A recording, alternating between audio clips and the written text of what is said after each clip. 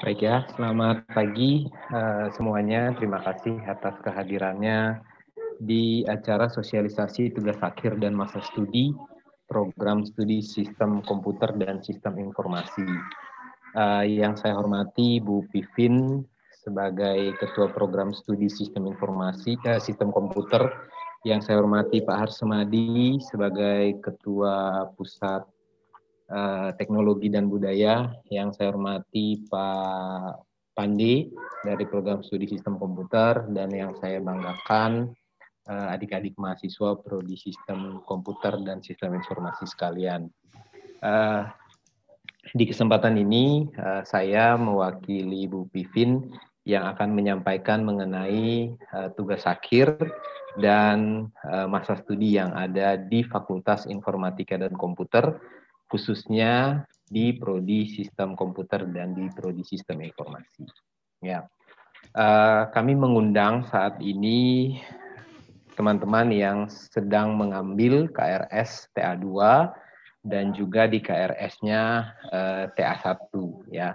Yang ngambil TA2 saat ini berarti di semester lalu sudah pernah mengikuti sosialisasi yang sama, dan itu artinya teman-teman sudah semakin dekat dengan target, atau malah mungkin ada yang sudah melewati dari target yang seharusnya. Ya, jadi selalu saya ingatkan setiap saat sosialisasi tugas akhir dan masa studi, kalau teman-teman terus hadir di kegiatan ini dan terus melihat slide yang sama, baik slide saya ataupun slide Bu Pivin, berarti teman-teman sudah makin dekat dengan targetnya, yaitu lulus, atau malah targetnya sudah terlewat karena terlalu lama mengerjakan tugas akhirnya. Ya, ini yang perlu kami ingatkan di setiap semester supaya teman-teman bisa kembali fokus ke targetnya masing-masing, dan juga yang baru ngambil bisa menguatkan diri dan memastikan komitmennya bahwa teman-teman akan menyelesaikan studinya. Salah satunya adalah dengan menyelesaikan tugas akhirnya tersebut ya. Nanti di akhir sesi saya akan berikan juga kesempatan kepada Pak Harsemadi dari Pusat Teknologi dan Budaya untuk menyampaikan beberapa kemungkinan tugas akhir yang bisa diambil berkaitan dengan kolaborasi antara teknologi dan budaya. Saya juga sebenarnya mengundang Pak Sastra dari Pusat Robotika dan Cyber Security, namun karena Pak Sastra harus ada pekerjaan dengan instansi pemerintahan, kebetulan di hari ini ada rapatnya, sehingga Pak Sastra berhalangan hadir. Ya, jadi kalau ada pertanyaan nanti terkait topik-topik robotik ataupun cyber security, teman-teman bisa bertanya ke bagian pusat robotik, itu kepalanya Pak Sastra, atau juga ke dosen-dosen terkait yang teman-teman ketahui. Kita mulai dari tugas akhir ya. Teman-teman yang sedang mengambil tugas akhir 1 atau nanti akan mengambil tugas akhir 2, kita tahu bahwa ini adalah sebuah mata kuliah yang besarnya cuma 4 SKS. Ya, kalau dulu kita kenal dengan nama mata kuliah skripsi yang besarnya 6 SKS. Sebenarnya kita menurunkan jumlah SKS ini untuk menunjukkan bahwa ini adalah sesuatu yang tidak perlu terlalu ditakuti gitu. Ya, tapi juga harus perlu diberikan komitmen khusus.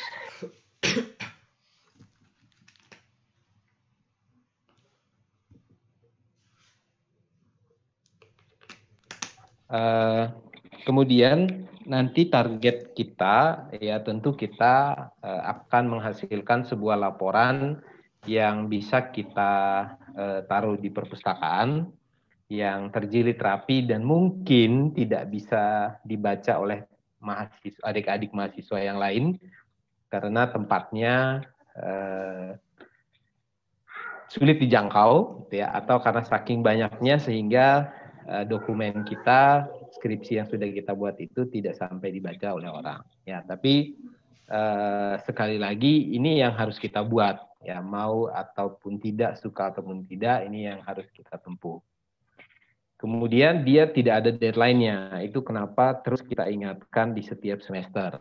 Ya, tidak ada deadline artinya kalau kita lihat dengan mata kuliah, dosennya akan ngasih nih jadwal kita ngumpul tugasnya di minggu depan tanggal berapa. Ya, tapi kalau tugas akhir dari prodi, dari fakultas menentukan jadwalnya, sebaiknya lulus tanggal ini, sebaiknya harus sudah yudisium di tanggal sekian.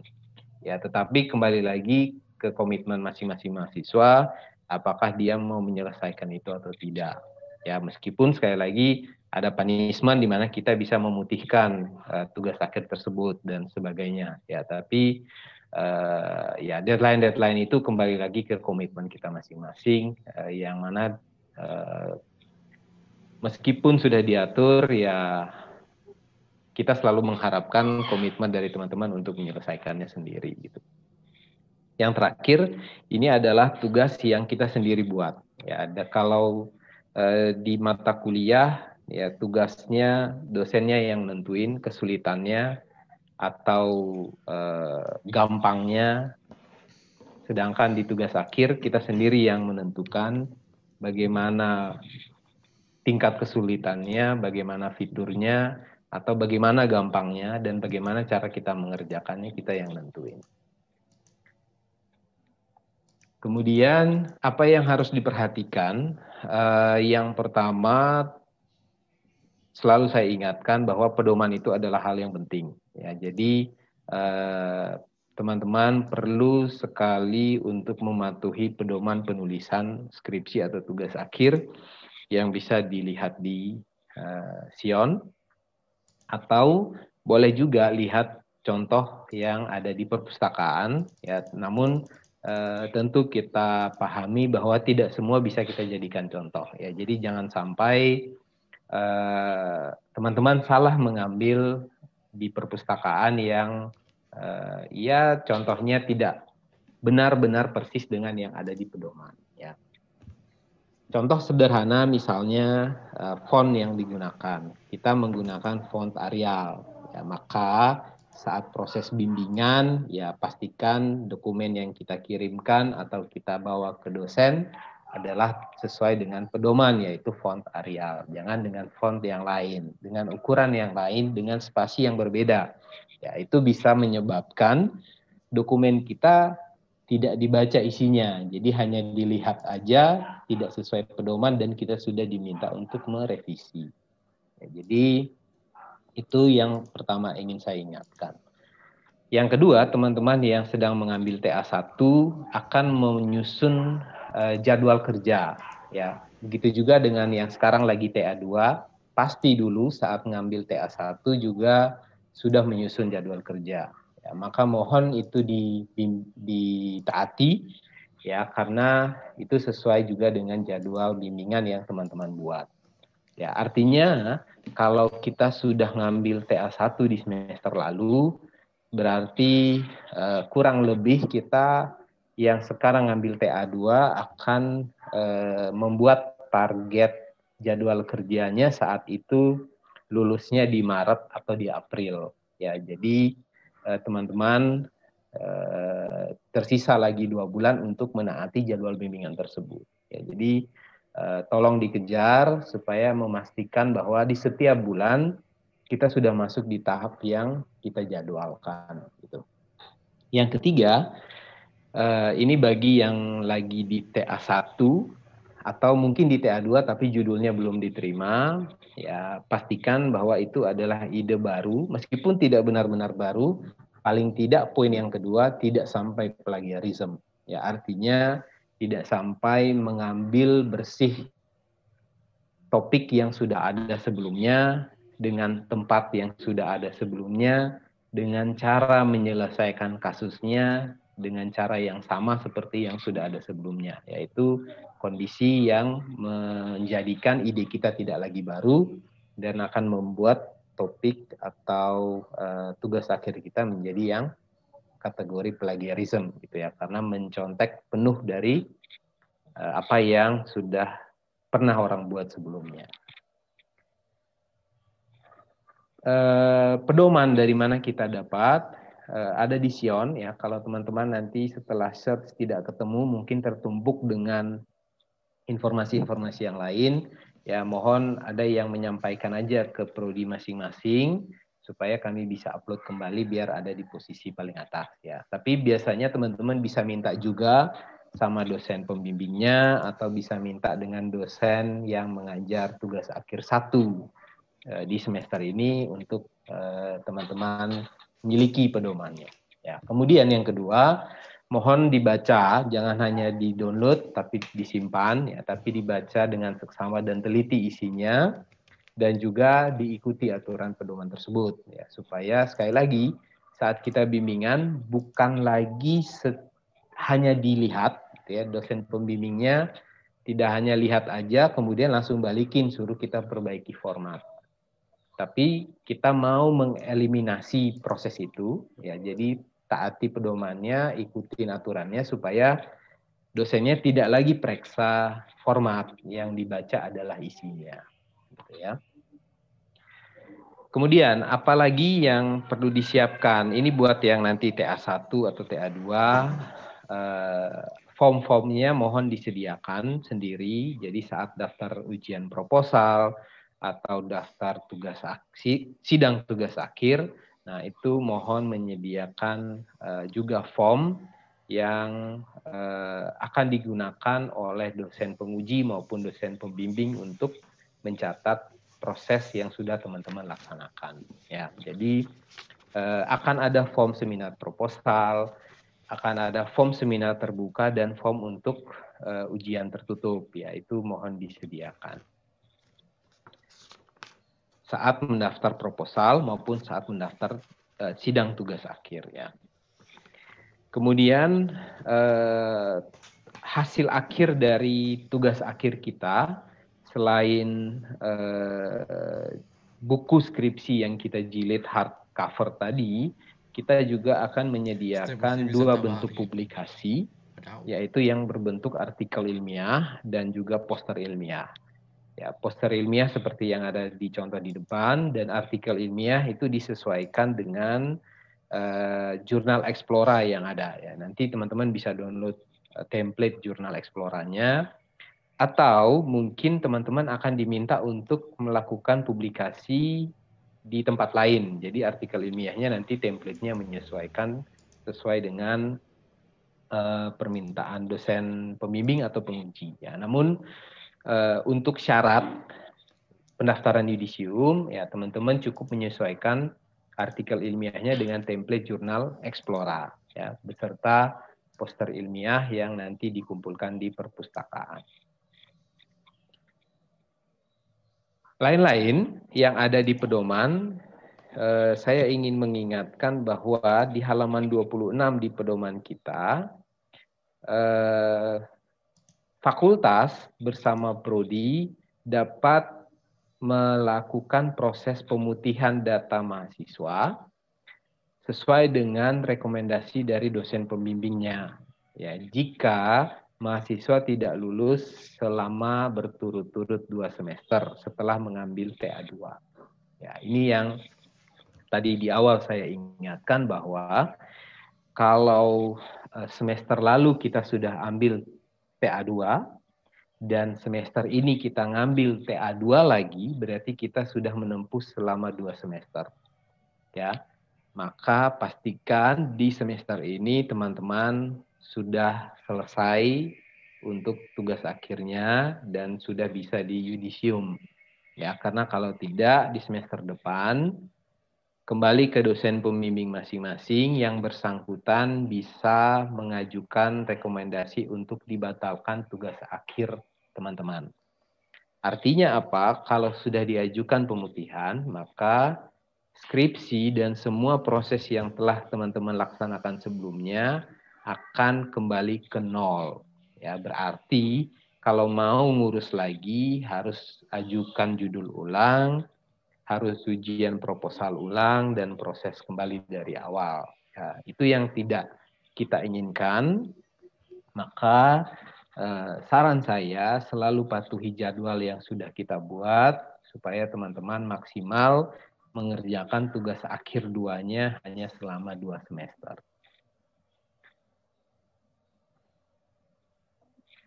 Berikutnya, saya masuk ke beberapa kondisi yang selama ini saya dan Bu Pivin temui. Kami di Prodi sering temui, kenapa mahasiswa kita tidak pernah menyelesaikan tugas akhirnya tepat waktu. Ya, sebelumnya saya ingin mengucapkan terima kasih dan apresiasi kepada teman-teman angkatan 2017 karena ini pertama kalinya di 2017. Di tahun ini teman-teman yang 2017 itu mencatat rekor untuk yudisium 1 terbanyak ya. Jadi 2017, kemudian di awal 2021 ini mereka sudah masuk di yudisium 1. Ya, 2017 sudah yudisium 1 di awal tahun ini, jumlahnya kurang lebih ada 75 mahasiswa prodi SI dan SK. Yaitu paling banyak sekian lama. Kalau saya Kaprodi dari 2015, setiap yudisium 1 biasanya yudisium 1 itu hanya 1 sampai 10 orang paling banyak. Ya, tapi ini sangat banyak, 75 dan itu 2017 mahasiswa angkatan 2017. Jadi artinya mereka sangat menaati jadwal yang sudah dibuat, bahkan ada yang lebih cepat dari jadwal yang sudah direncanakan. Ya, jadi itu apresiasi dan saat ini bagi teman-teman yang 2017 atau 2018 yang baru ngambil TA1 atau juga mungkin yang kakak-kakak senior dari 2016, 15 dan 14. Nah, ayolah untuk segera menyelesaikan tugas akhirnya dengan jadwal yang sudah dibikin sebelumnya ya. Oke. Apa yang kami temui? Yang pertama, TA itu ada yang tidak selesai karena poin pertama, teman-teman kita sebagian besar biasanya mereka hanya mengikuti temannya.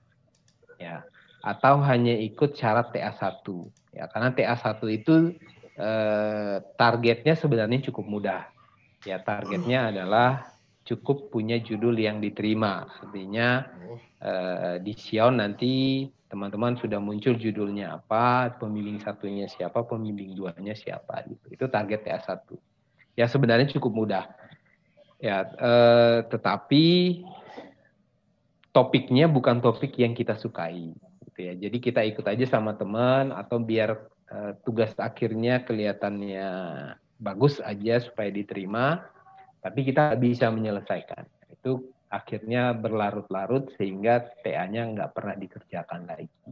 Ya. Yang kedua, teman-teman yang biasanya tidak selesai, ini karena mereka berkendala dengan tempat mengambil data gitu. Jadi tidak pernah ada komunikasi dengan pihak tertentu sehingga akhirnya waktu mau ngambil data nggak bisa. Ya misalnya ya di tempat studi kasus atau sumber data lain yang kita inginkan itu tidak pernah dilakukan dan akhirnya mereka nggak bisa menyelesaikan itu. Kemudian ini sebenarnya hal yang penting. Dua hal di depan tadi, kalau kita tidak bisa menyelesaikan topik yang sudah kita rencanakan, atau kita terkendala dengan data, atau hal lain yang kita mengalami kesulitan, nah mahasiswanya nggak mau kasih tahu sama dosen pembimbingnya. Ya, jadi ketemu nggak mau, atau ya infokan bahwa ada masalah itu nggak mau. Ya, ingat bahwa proses bimbingan itu bukan menyampaikan bahwa semuanya lancar, bahwa program saya sudah jadi, bahwa laporan saya sudah selesai, bukan itu aja. Proses bimbingan juga teman-teman bisa menyampaikan bahwa Bapak Ibu saya punya masalah di sini, saya nggak bisa ngambil data, saya nggak bisa menyelesaikan codingannya, gitu ya. Kenapa harus disampaikan? Supaya dosennya, pembimbingnya bisa memberikan keputusan bagaimana sebaiknya supaya teman-teman bisa menyelesaikan. Ya, saya rasa kalau di sini ada teman-teman angkatan senior yang mungkin pernah melakukan perubahan judul atau perubahan topik, mereka pasti pernah merasakan hal tersebut gitu. Artinya dosen kita tidak straight sekali bahwa kita harus menyelesaikan sesuai dengan proposal. Ya, dalam perjalanan pengerjaan, jika ada kendala, ya silakan disampaikan supaya bisa dikomunikasikan. Ya, dan selama ini setahu saya dosen pembimbing itu selalu mau mengikuti apa yang disampaikan, apa yang dikeluhkan oleh bimbingannya. Jadi bimbingannya bilang, saya nggak bisa mengerjakan Android-nya, Pak. Boleh nggak saya bikin webnya aja? Ya, boleh. Ya, itu jadi dosen pembimbingnya akan kasih kesempatan untuk mengerjakan itu. Sekali lagi, karena target kita adalah teman-teman menyelesaikan tugas akhirnya. Ya, masalah produknya nanti mau di-launch, mau dipakai oleh orang di luar, itu bonus gitu ya. Tapi yang kita inginkan adalah teman-teman menyelesaikan tugas akhirnya.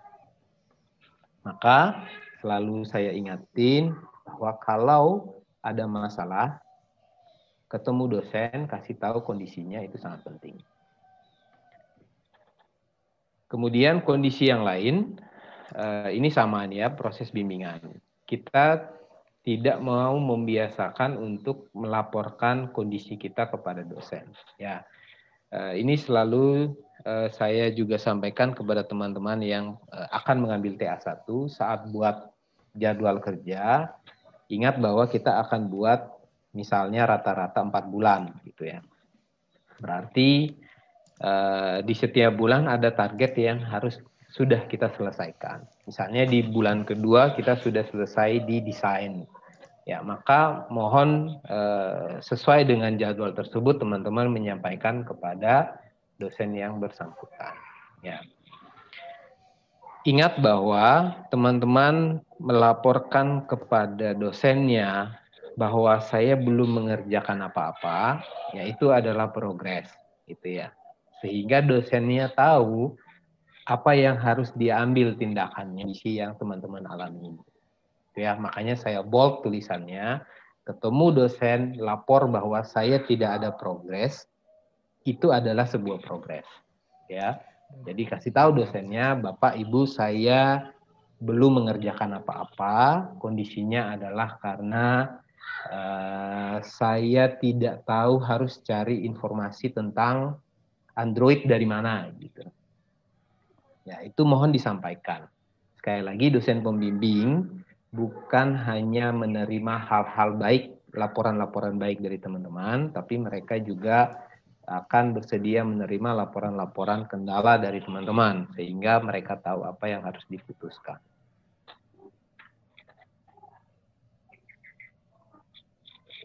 Kemudian, apa yang bisa kami berikan kepada teman-teman sekalian ya?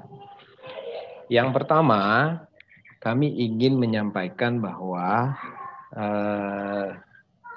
segala hal tidak bisa kita lakukan sendiri. Ya, termasuk dosen pembimbing teman-teman sekalian. Mereka juga bertugas melakukan publikasi dan mereka juga mungkin tidak bisa menyelesaikan publikasi mereka dan mereka akan minta bantuan kepada sesama dosen atau mungkin ke mahasiswanya. Ya, itu hal yang biasa. Jadi jangan sungkan bertanya kepada sesama teman atau kepada siapapun. Kemudian teman-teman bisa nanya juga sama dosen bidang lain atau teman pada kampus lain, ya. Saya hampir setiap semester, ya, kecuali saat semester kemarin pandemi itu saya tidak ada yang menghubungi dari kampus lain. Ya, biasanya mahasiswa paling sering dari UNUD karena mereka lihat publikasi saya di UNUD tentang klasifikasi, kemudian mereka menghubungi nanya. Ya, itu sudah lintas universitas, sudah lintas status gitu ya. Jadi mahasiswa UNUD nanya ke dosen, bukan dosen UNUD tapi dosen Stikom. Artinya dengan kondisi sekarang kita bebas mau bicara, mau konsultasi dengan siapapun. Ya, jadi sekali lagi jangan sampai sungkan bertanya kepada dosen lain, teman lain. Ya, kalau bisa ikut kursus silakan. Ya, tempuh semua cara baik. Ya, cara baik maksud saya artinya jangan sampai beli, jangan sampai minta tolong orang yang ngerjain semuanya. Ya. Berikutnya, sesibuk apapun teman-teman, saya paham bahwa dengan kondisi sekarang ada yang mungkin sambil bekerja, ada yang mungkin di rumah saja, tapi harus bantu orang tua dan sebagai macam kondisinya, ya mohon untuk menyempatkan waktu mengerjakan tugas akhir tersebut dan melakukan bimbingan. Melakukan bimbingan kita sangat terbantu dengan kondisi online seperti sekarang sebenarnya. Ya, saya rasa ya ini pertimbangan saya pribadi.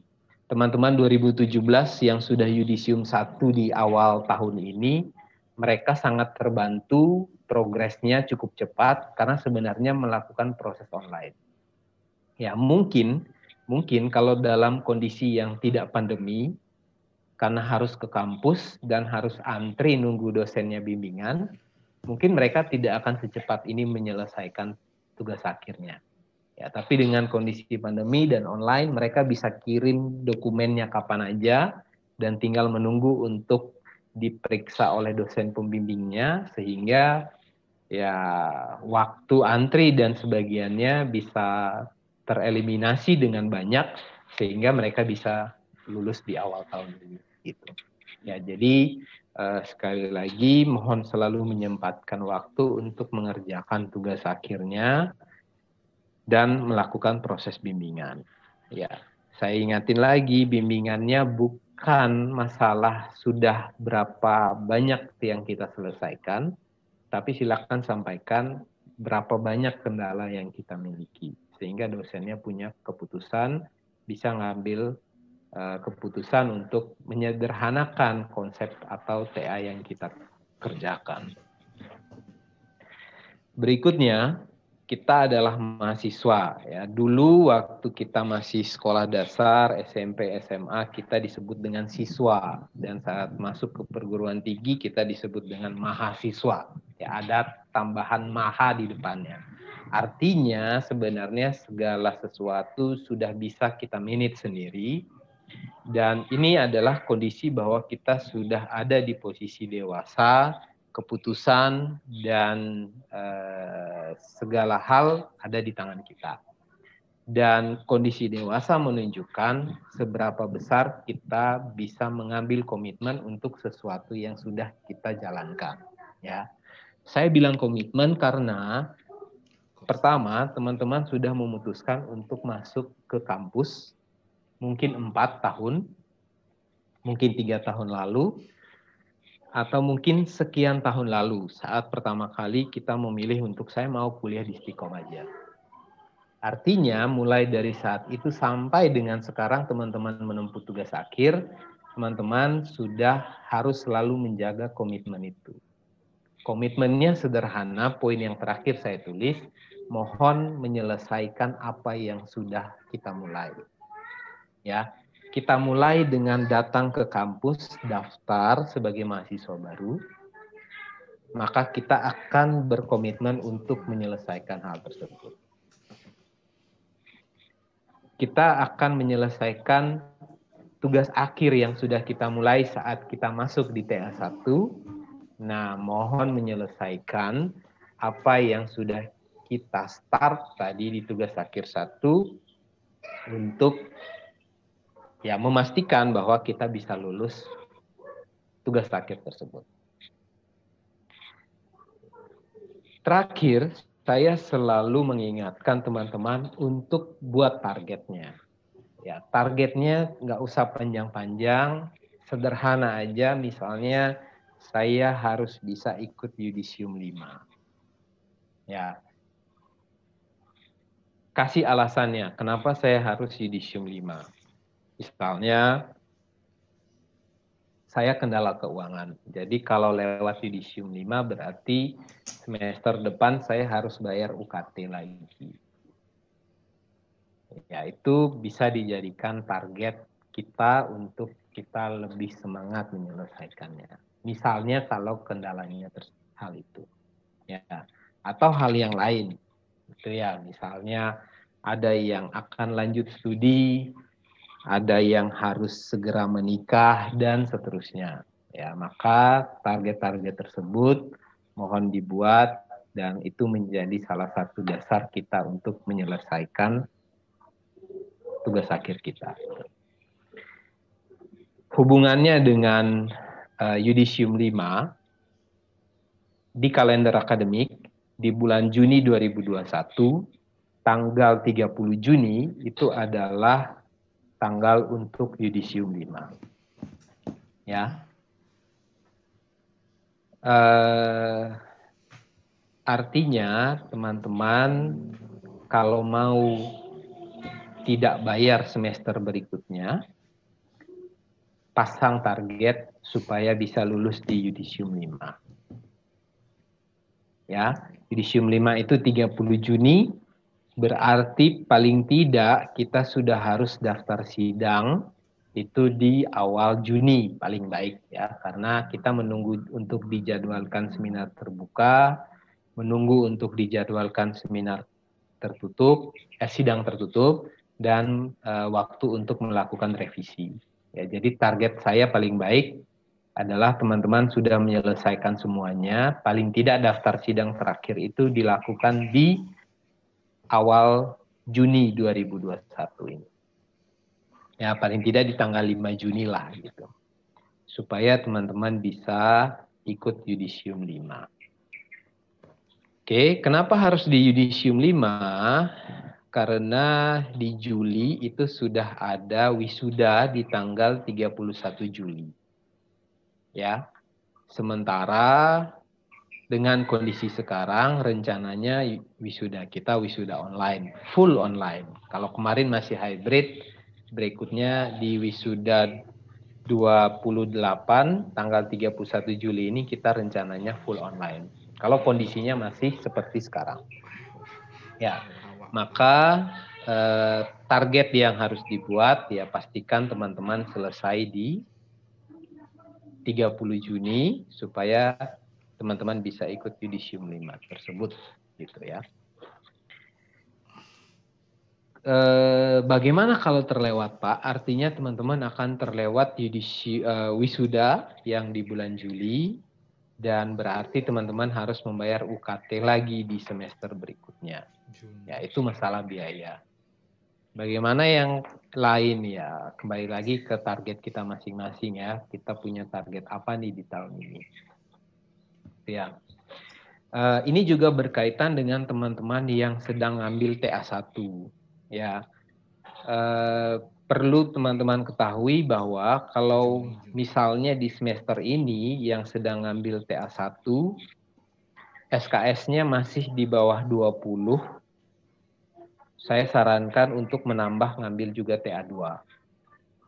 Ya, sehingga teman-teman bisa langsung sidang tertutup, meskipun masih TA1, tapi kalau cukup cepat berarti teman-teman bisa langsung ujian proposal, bisa mengerjakan tugas akhirnya, dan bisa langsung daftar ujian tertutup.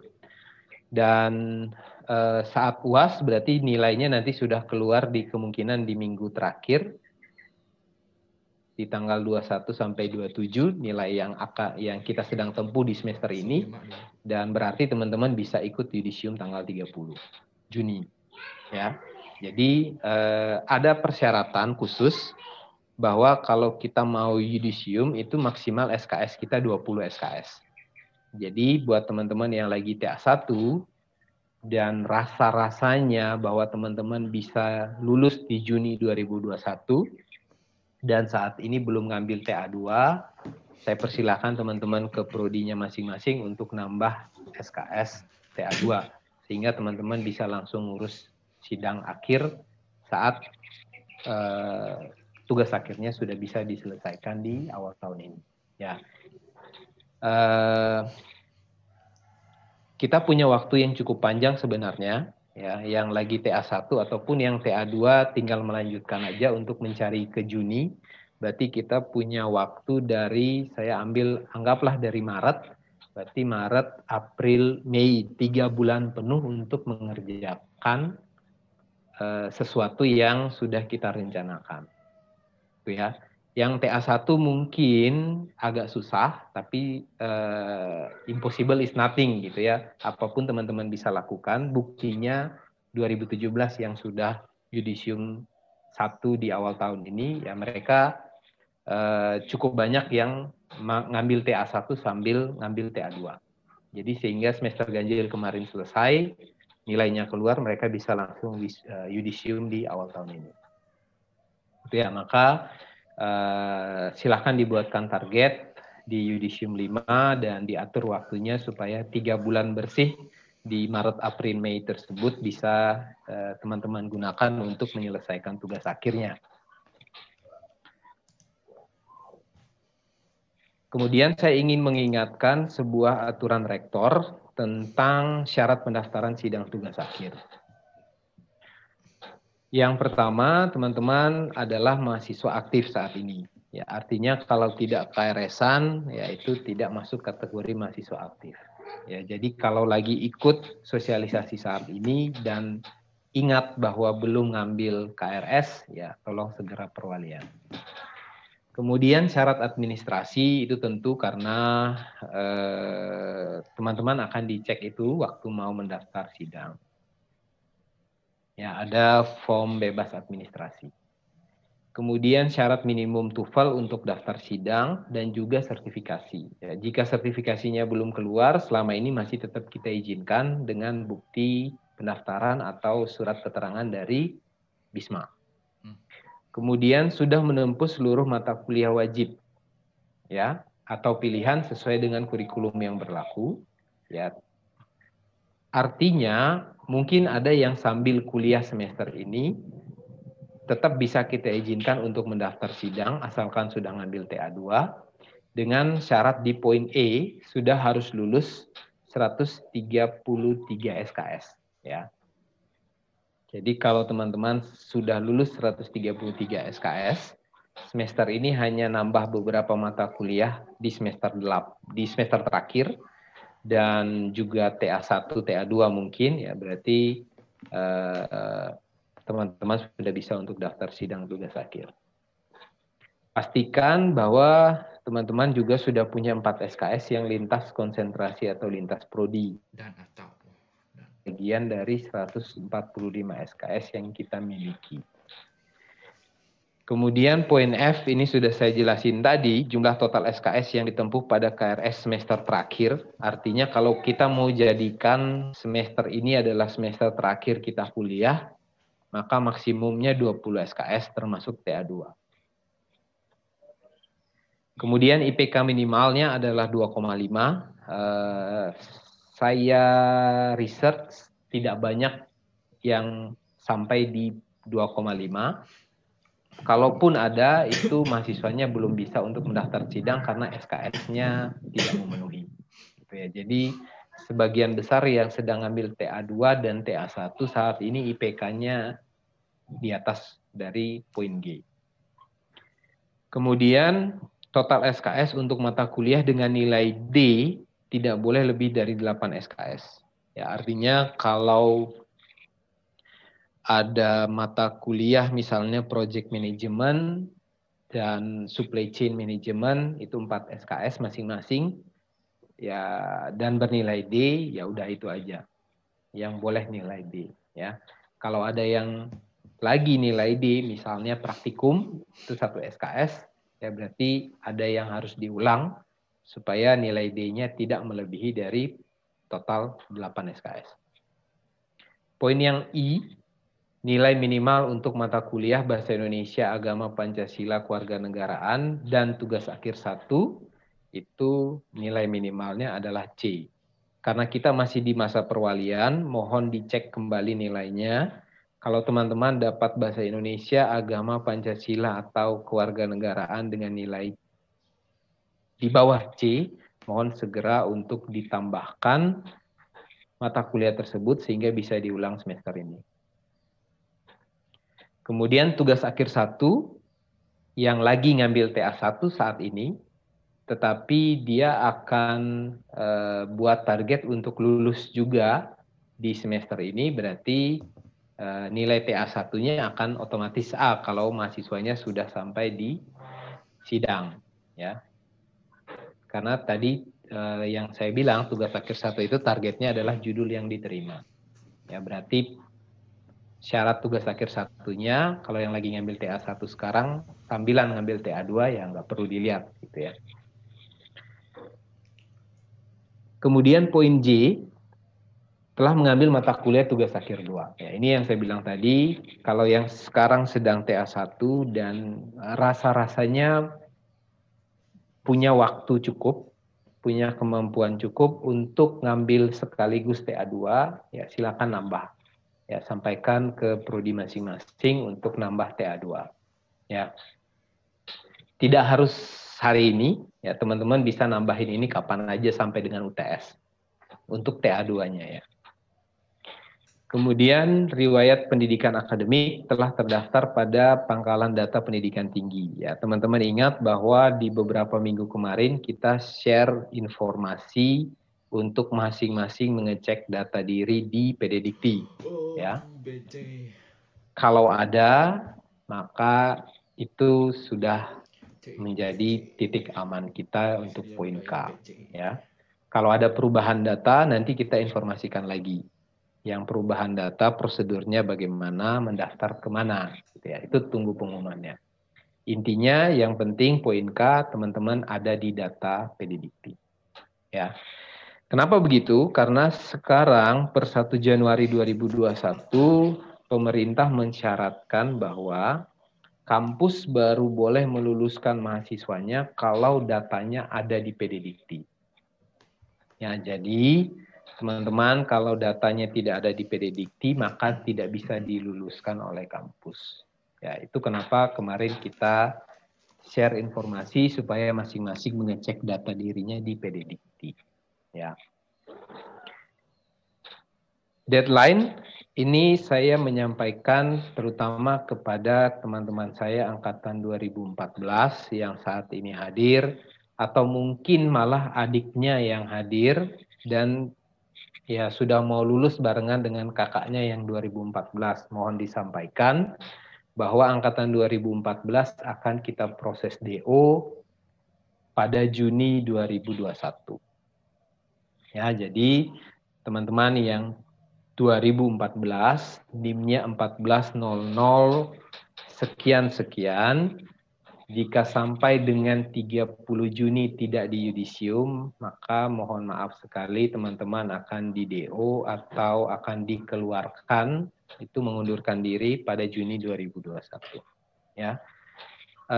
Akan diproses DO atau dikeluarkan itu tergantung dari kondisi SKS yang sudah ada. Ya, jadi kalau yang SKS-nya masih sangat jauh akan diproses drop out, artinya tidak bisa lanjut kembali di Stikom. Tetapi yang SKS-nya cukup dekat dengan syarat lulus, biasanya kita ambil di rentang 80 ke atas, 80 SKS ke atas. Maka teman-teman bisa diproses mengundurkan diri atau dikeluarkan dan bisa lanjut kembali di Stikom Bali dengan NIM yang baru. Ini saya ingatkan kembali kepada teman-teman yang sedang tugas akhir 1 saat ini. Poin pertama, mohon memilih judul dan mengangkat topik yang sesuai dengan kemampuan kita, yang sesuai dengan passion kita, dan jangan sampai ikut dengan teman.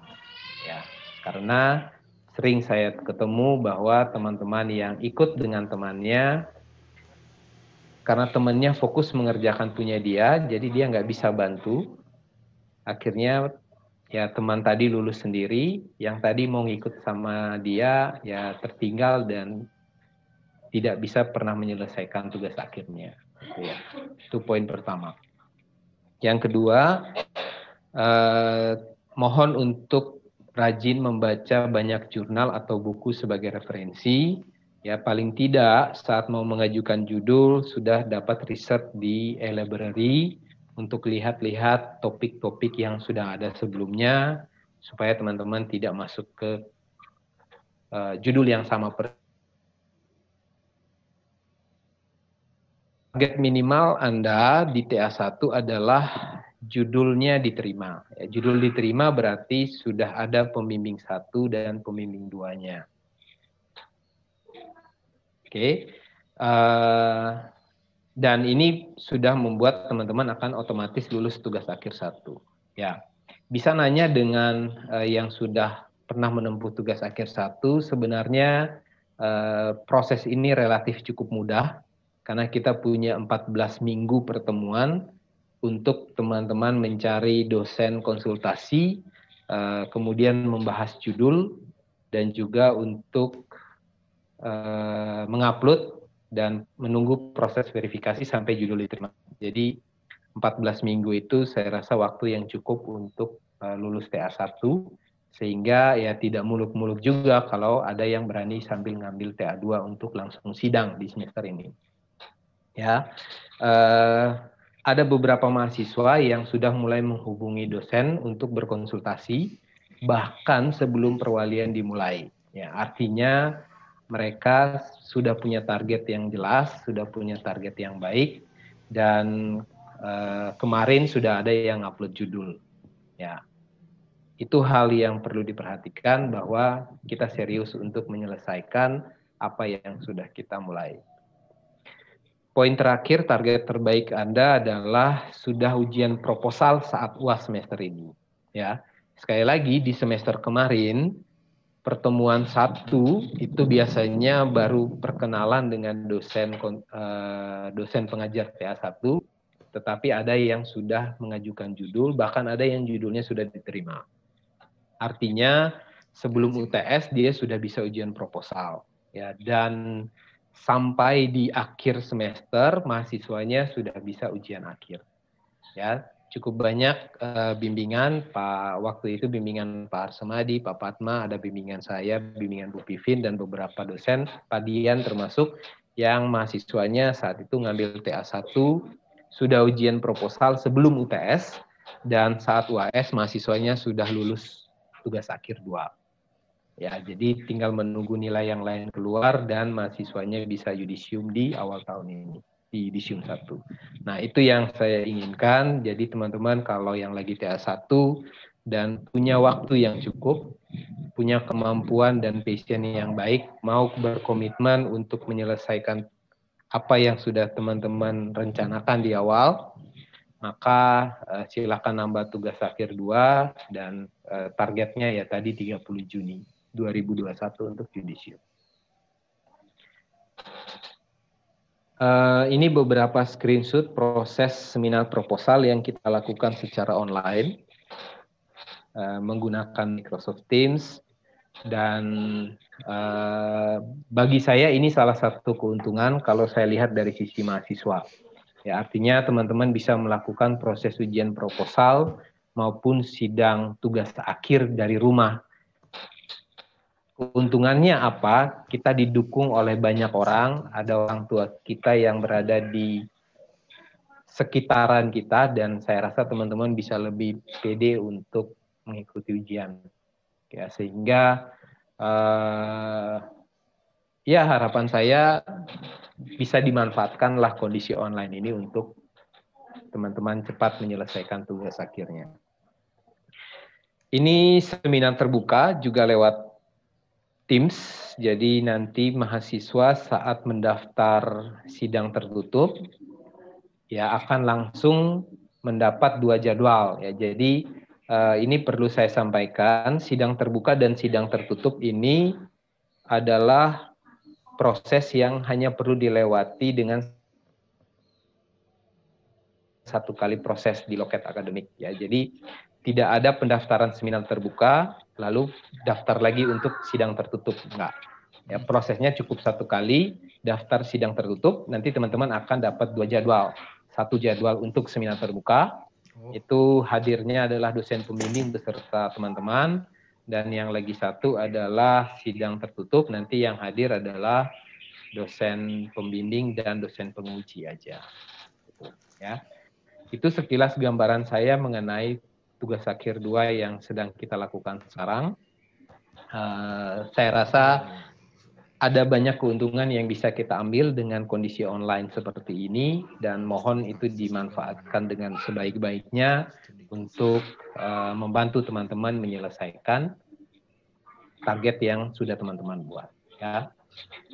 Sebelum masuk ke sesi tanya jawab, saya mengundang Pak Arsemadi juga untuk menyampaikan beberapa hal terkait topik tugas akhir yang bisa dikolaborasikan antara teknologi dan budaya. Ya, jadi saya persilahkan dulu kepada Pak Arsemadi untuk menyampaikan beberapa hal. Nanti kalau sudah, saya akan buka sesi untuk tanya jawab. Ya.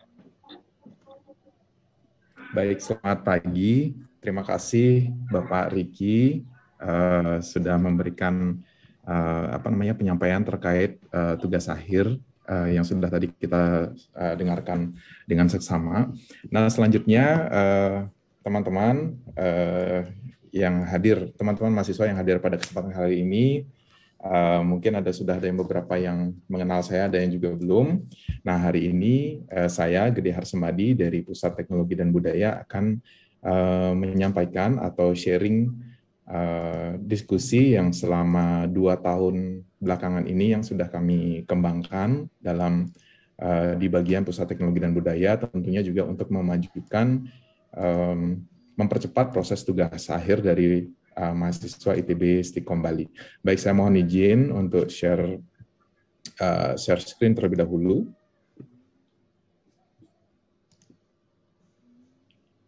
Baik, ini ada sebuah presentasi singkat dari saya. Nah, Pak Riki, apakah sudah terlihat, Pak? Sudah, Pak. Sudah, nggih? Iya, silakan, Pak. Ya, baik. Yang terhormat Bapak Riki Aurelius Nurtanto Dias, yang terhormat juga Ibu Pivin, selaku Ketua atau Kaprodi dari Sistem Komputer, kemudian teman-teman dosen yang hadir pada kesempatan pada pagi hari ini, serta rekan-rekan mahasiswa yang berbahagia yang sudah hadir dan sudah bersabar sampai 1 jam ke depan ini. Kita sudah menyaksikan presentasi dari Pak Riki terkait dengan sosialisasi tugas akhir.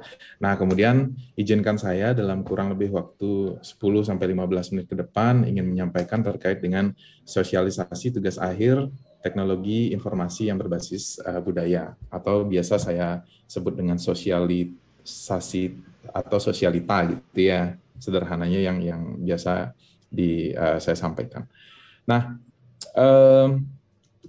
seperti yang telah kita ketahui bersama bahwa tadi Pak Riki sudah menyampaikan bahwa kalau di Bali itu kita adalah perguruan tinggi IT atau komputer pertama di Bali yang mempunyai sebuah keunikan atau kekhususan, yaitu kita bergeraknya di bidang akulturasi, teknologi informasi, dan kebudayaan juga. Nah, di Stikom Bali sejak tahun 2019 ketika sudah terbentuk institut menjadi institut,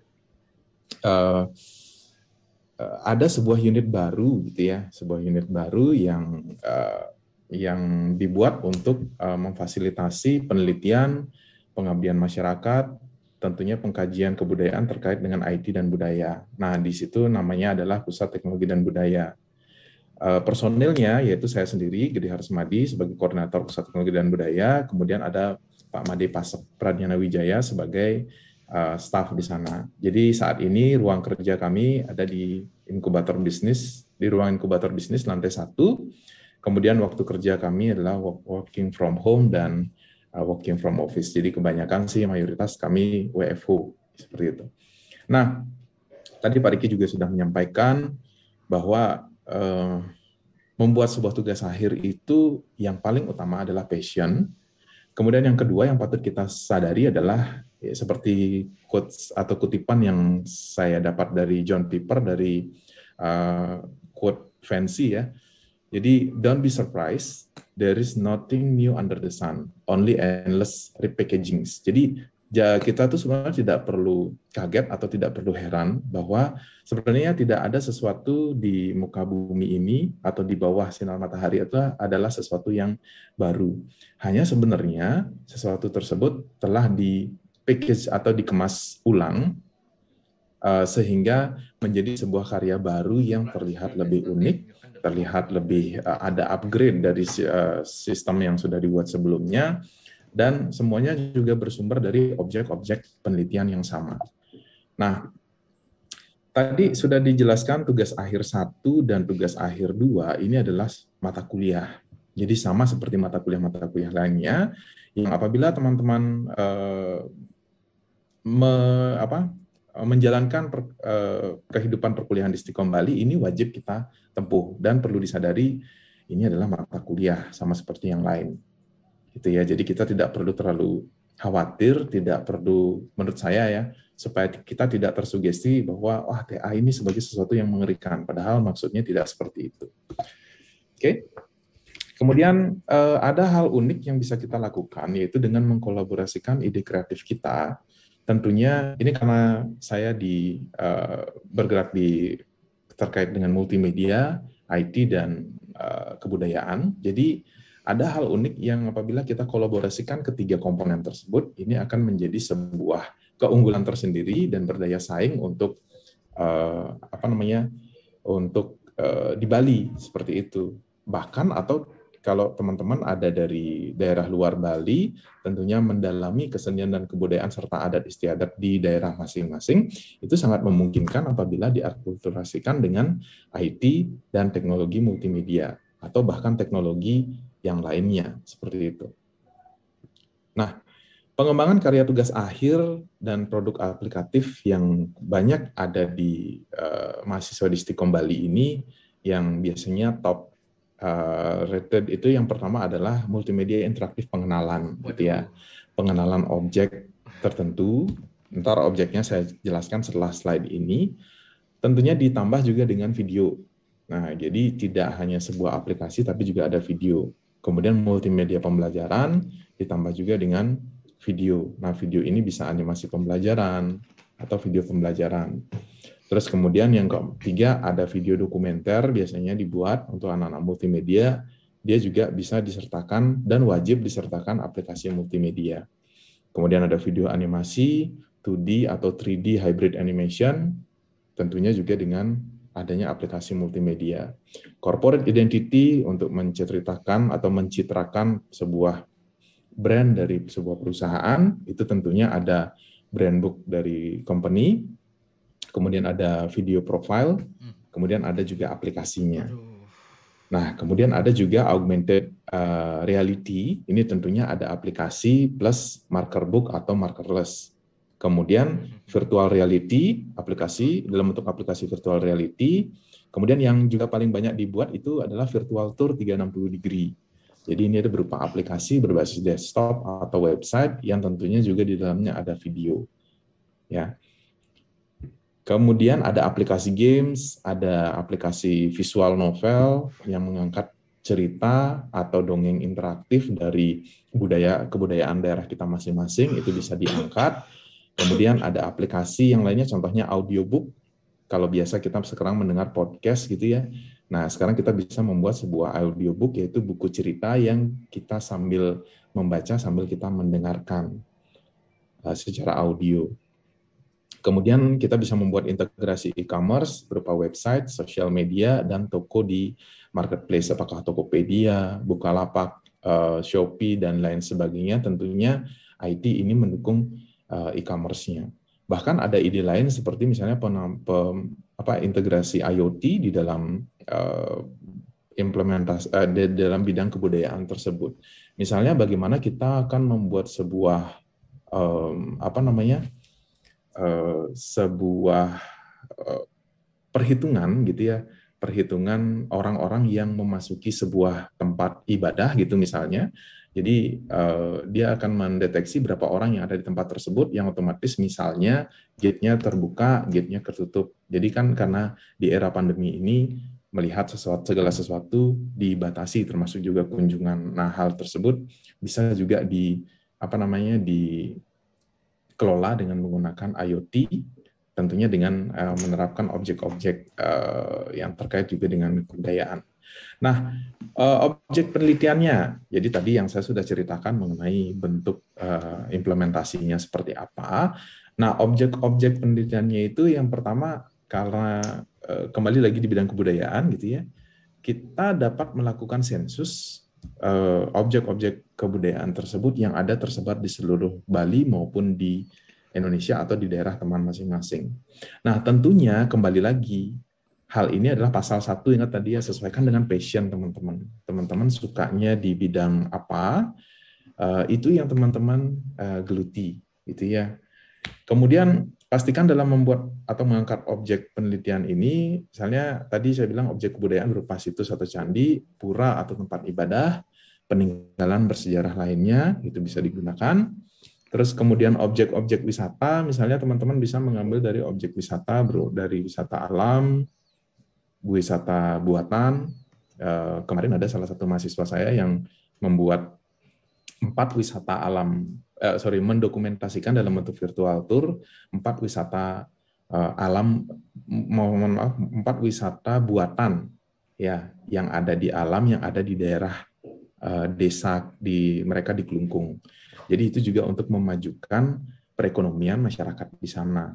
Nah, gitu. Jadi peranan teknologi juga untuk menunjang hal tersebut. Kemudian museum juga bisa dibuatkan, karena memang kalau kita lihat di Indonesia sendiri, kunjungan orang ke museum itu jarang gitu ya. Nah, itu juga sudah ada penelitiannya, jadi dibuatkanlah sebuah kunjungan secara virtual. Nah, itu banyak sekali. Itu teman-teman bisa cek di Google Arts and Culture, itu cek kata kuncinya di Google. Di sana teman-teman bisa mengunjungi museum-museum yang ada di luar negeri, secara virtual 360 derajat, baik itu dipandu maupun dengan kita ngakses sendiri. Nah, itu banyak yang diangkat oleh mahasiswa angkatan 2017, makanya kenapa yang tadi Pak Riki bilang, banyak yang sebagai sebuah catatan rekor pertama kalinya, yang Yudisium 1 itu melebihi dari 70 orang, seperti itu. Kemudian teman-teman juga bisa mengangkat cerita Panji atau cerita superhero ya, superhero yang ada di daerah masing-masing. Ini bisa cerita rakyat, cerita dongeng, kisah sejarah, dan lain sebagainya. Teman-teman juga bisa mengangkat tentang prosesi, ritual, budaya, dan keagamaan. Kemudian ada juga kesenian, tari, tabuh, peralatan musik, tradisional atau modern, tradisi dari masyarakat, adat istiadat masyarakatnya, seperti itu bisa diangkat. Kenapa hal ini penting gitu ya? Karena walaupun saat ini kita sudah mengetahui hal ini sudah banyak sekali didokumentasikan dalam bentuk buku, tapi kita lihat nih tren millennials ya, mereka tidak akan tertarik kalau segala sesuatu itu tidak dibuat dalam bentuk visual. Jadi kalau tidak dilihat, kita tidak akan bisa meyakini bahwa produk tersebut ya menarik gitu. Jadi kalau dalam bentuk buku, dalam bentuk teks seperti itu, text based, saya rasa banyak orang sudah, termasuk saya juga, agak kurang menarik dalam proses belajar. Jadi kalau saya pribadi lebih cenderung nontonnya ke YouTube. Makanya kenapa tadi kita juga membuat aplikasi ada videonya. Nah, jadi video itu yang akan di-share. Jadi untuk memperkaya hasanah budaya tempat kita masing-masing. Teman-teman juga bisa membuat profil perusahaan UMKM ya. Nah, ini juga berkait dengan mendorong perekonomian di masyarakat, tentunya dengan mengangkat citra perusahaan dan produknya melalui perancangan corporate identity. Rebranding perusahaan yang sudah ada, kemudian kita bisa membuat multimedia pembelajaran untuk SD, SMP, SMA, dan isu-isu terkini. Seperti itu. Misal nih, isu terkini yang biasa diangkat itu terkait dengan kendaraan listrik. Nah, teman-teman bisa juga mengangkat sebuah topik yang ada kaitannya dengan kebudayaan, tapi kaitannya dengan transportasi. Gitu. Itu sangat memungkinkan sekali. Terapkan juga IoT-nya, tidak hanya dari sisi multimedia. Nah, kemudian ini adalah contoh karya virtual tour dari mahasiswa. Ini saya ngambilnya dari Sion. Ini hanya beberapa. Ini saya ambil di tahun 2020 gitu ya. Jadi datanya yang di 2021 ini saya rasa lebih banyak juga. Tentunya ini hanya baru fokus ke virtual tour ya, belum lagi augmented reality dan lain sebagainya. Nah, teman-teman, saya mau coba angkat sebuah contoh bagaimana kita agar kita tidak merasa kesulitan dalam mengangkat topik dari sebuah penelitian gitu ya. Ini ada sebuah contoh, mungkin kalau teman-teman yang agama Hindu gitu misalnya, tentunya sudah tahu ya, sudah tahu dan sudah mengenal yang namanya Pura Besakih. Nah, Pura Besakih ini apabila kita dijadikan sebuah penelitian, ya tentunya Pura Besakih ini kan adalah produk dari kebudayaan masyarakat Hindu zaman lampau gitu ya. Terus yang ini kita sebarkan informasinya dalam berbagai bentuk. Sama seperti intinya seperti kita memasak sebuah nasi. Nasi ini bisa dijadikan bahan dasar nasi itu adalah beras. Beras ini bisa kita jadikan berbagai macam produk. Ada nasi putih, bisa jadi nasi goreng, bisa jadi nasi bakar, bisa jadi nasi kari, bisa jadi nasi lontong, bisa jadi tipat, ketupat gitu ya, dan lain sebagainya, produk olahannya bisa dibuat. Nah, yang itu berasal dari sebuah objek. Nah, kalau di Bali kita lihat nih banyak sekali produk-produk kebudayaan masyarakat dan adat istiadat itu yang bisa kita kemas. Contoh misalnya, ada nih dari penelitian dari mahasiswa saya yang angkatan 2011, 2012, mereka mengangkat tentang multimedia interaktif tentang Pura Besakih. Ada yang mengangkat tentang multimedia interaktif pedarman dari masing-masing itu, pengenalan. Ya, ada yang mengangkat tentang augmented reality masing-masing pedarman atau masing-masing pura tersebut. Ya, bahkan kalau kita ketahui di Pura Besakih itu banyak sekali pedarmannya gitu ya. Jadi kalau ini dibahas akan panjang ceritanya gitu. Jadi produk lainnya juga muncul adalah virtual tour 360 degree. Ada juga yang membuat videografi. Videografi misalnya sejarah Pura A, Pura B, dan seterusnya dalam bentuk 2D animation atau 3D animation atau hybrid animation dan film dokumentari. Kalau kita kupas satu persatu, itu bisa jadi banyak judul tugas akhir yang topiknya berasal dari satu Pura Besakih saja. Kemudian ada games, ada audiobook, ada IoT tadi implementasinya, dan macam-macam bisa kita buatkan. Ya. Nah, sebagai referensi yang sudah kami lakukan, ini kami sedang melakukan kurasi terkait dengan atau penyeleksian untuk bisa menjadi sebuah bahan bahan referensi bagi teman-teman. Selain nanti ngambil referensinya itu melihat di perpustakaan, teman-teman juga bisa melihat di ini ya, scan ini bisa dicek di s.id / karyanya TA, T-nya besar, A-nya besar, Min ITB Stikom Bali. Atau teman-teman bisa scan langsung gambar ini, nanti akan langsung dibawakan ke link yang menampilkan sekitar 20-30 karya tugas akhir dari mahasiswa ITB Stikom Bali. Caranya kalian download, kalian lihat, itulah produk mereka. Jadi ketika kalian sudah bisa melihat, oh ternyata seperti ini ya referensinya, tentunya tidak ada sesuatu di bawah matahari ya, nothing new under the sun gitu ya. Jadi silahkan kalian cari lagi ke sisi kreatif yang bisa kita buat terkait dengan objek penelitian tersebut. Silahkan cari referensi di sini. Kemudian kalian juga bisa cek postingan kami di Instagram @balitechnoculture gitu ya. Silahkan di follow untuk mendapatkan informasi terbaru terkait perkembangan budaya di sana. Kemudian ini sedikit saran dari saya. Tadi juga Pak Riki sudah sempat menyampaikan. Sebelum masuk ke sini ya, saya ingin bercerita sedikit saja bahwa inspirasi dari publikasi kakak kelas atau di internet atau dimanapun yang mengakibatkan orang menjadi sering bertanya, sering mencari referensi dan mencari narasumbernya, itu juga terjadi pada saya. Tentunya kalau tadi Pak Riki bilang ada mahasiswa Udayana ke Pak Riki untuk melakukan bimbingan, dan dari kampus lain juga, saya juga melakukan hal yang mendapatkan kesempatan seperti itu. Dan kalau teman-teman tahu bahwa sumber inspirasi dari tesis saya atau tugas akhir pada saat S2 saya itu adalah dari publikasinya Pak Riki. Jadi coba seandainya saya tidak membaca publikasi dari Pak Riki waktu itu tentang klasifikasi alat musik, tentunya saya tidak akan terinspirasi untuk membuat klasifikasi jenis musik terhadap suasana hati gitu ya. Jadi pengembangannya ke arah situ gitu.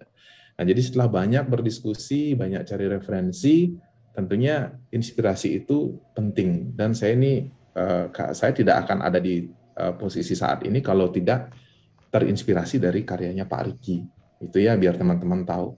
Nah, pastikan ketika nanti akan memulai bimbingan ke dosen atau yang sudah bimbingan gitu ya atau kalian yang sedang akan mencari pembimbing, untuk komunikasi lancar, etika dan sopan santun adalah hal yang utama. Pastikan Anda juga mengetahui apa yang Anda akan buat. Lakukan analisa apa yang kalian buat. Jangan membawa judul mentah. Jadi kalau kalian hanya membawa judul mentah, otomatis akan mudah diserang, tanda kutip ya, oleh si dosennya. Serang ini dalam artian ditanya macam-macam dan kalian tidak mempunyai jawaban atau analisa yang tepat terkait dengan apa yang kalian buat. Otomatis gugur, mengajukan lagi, gugur lagi, begitu saja seterusnya, dan itu akan wasting time gitu ya. Jadi makanya hal penting adalah ketahui dan analisa secara mendalam apa yang Anda akan buat. Ya, jangan membawa ide kosongan saat bimbingan. Kemudian hal yang unik ini, keunikan dari TA yang kalian buat adalah hal yang penting. Hal-hal unik ini adalah apa yang menjadi hal-hal positif atau pengembangan berikutnya dari TA referensi dari jurnal-jurnal atau makalah yang ada tersebut. Terus kemudian yang kelima, perbanyak membaca. Ya, nah ini teman-teman ini kadang-kadang malas membaca ya. Copy paste pun di laporan bisa salah. Gara-gara mereka tidak mau membaca TA-nya atau hasil copy paste-nya itu gitu ya. Nah, terus perbanyak bergaul, seringlah kepo yang positif ke calon pembimbing. Cari tahu apa yang pembimbing-pembimbing kalian itu sukai. Cek Instagramnya, cek Facebooknya, cek kebiasaannya, stalking secara positif gitu ya. Bukan stalking ya, ya benar ya.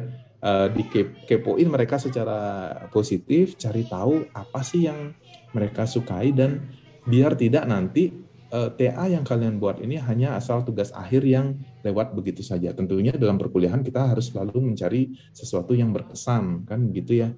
Jadi tidak hanya sekedar buat gitu ya. Nah, nanti setelah ini, artinya di beberapa waktu yang akan mendatang, saya akan membuka sesi khusus, gitu ya, diskusi lebih lanjut tentang tugas akhir yang berkaitan dengan IT dan budaya. Ini baru kulitnya, baru sekitar 10% yang saya sampaikan ke kalian. Yang lebih detail lagi nanti akan saya buatkan sesi khusus, kurang lebih nanti di tanggal 6 Maret 2021. Namanya ngorte gitu ya. Ngorte dalam bahasa Bali berarti ngobrol atau nongkrong asik sambil ngobrol gitu. Nah, di sini ngorte kalau dalam bahasa singkatannya saya buat dengan istilah ngobrolin tugas akhir seri yang kedua. Nah, teman-teman bisa pindai QR code yang ada di sebelah kanan kalian, atau bisa dicek di highlight yang kuning di bawah ini, s.id_daftar_ngorta2. Jadi di sana kita akan ngobrol banyak hal yang berkaitan dengan topik IT dan kebudayaan. Kalau yang lalu itu ngobrolnya sampai 3,5 jam, ya teman-teman online sekitar ada 150 sampai 160-an orang waktu itu. Dan mungkin itu juga yang menjadikan teman-teman cepat lulus atau di Yudisium 1 kemarin yang banyak gitu ya. Nah, ini saya ingin coba juga, ingat teman-teman, bantu diri sendiri, bantu kami juga di Stikom Bali, kita saling-saling membantu untuk cepat kelulusan kalian. Ya. Silakan lagi sekali pindai marker yang ada di kanan tersebut. Ya. Sepertinya sudah mau di akhir. Nanti sesi pertanyaan ada dengan Pak Riki. Kemudian ada sebuah quotes juga yang menarik dari Masanobu Fukuoka dari quotes.pub. Bukannya teknik bertanam yang merupakan faktor yang paling penting, melainkan lebih kepada pikiran petaninya. Jadi kesulitan dalam membuat tugas akhir akan terasa ringan apabila mindset kita ubah menjadi mindset inovatif. Ingat ya, inovatif, kreatif, dan kolaborasi. Komunikasi juga penting. Ya, jadi jangan terlalu berpikir sulitnya, tapi pikirkan solusinya. Itu saja dari saya. Terima kasih Pak Riki. Saya kembalikan kepada Pak Riki, Bu Vivin, dan rekan-rekan sekalian. Terima kasih. Selamat pagi. Ya, terima kasih Pak Sumadi atas penyampaiannya.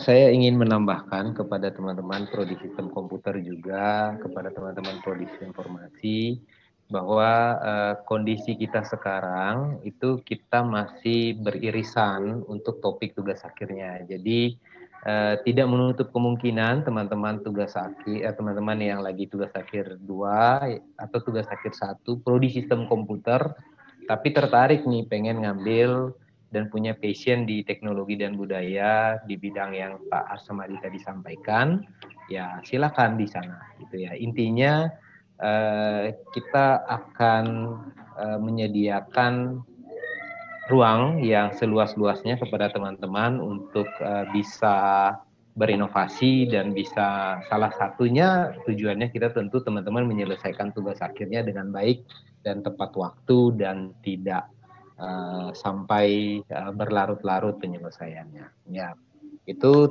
tambahan dari saya. Saya buka sesi tanya jawab kepada teman-teman. Kita sudah di jam 11.48, jadi saya rasa kita punya waktu kurang lebih 10 sampai 12 menit menuju ke jam 12. Di jam 12 saya rasa kita cukupkan saja. Nanti kalau ada pertanyaan lebih lanjut, teman-teman bisa langsung menghubungi ke dosen tugas akhir satunya nanti, atau ke dosen-dosen yang teman-teman kenal, atau mungkin ke para kaprodi dulu untuk diarahkan ke dosen siapa nih Bapak Ibu untuk saya konsultasi mengenai topik saya. Itu juga silakan ya. Jadi kalau ada pertanyaan yang mungkin tidak bisa terjawab saat ini, akan kami berikan kesempatan teman-teman untuk komunikasi di lain waktu dengan masing-masing. Ya, silakan raise hand, nanti saya akan berikan kesempatan untuk teman-teman bicara.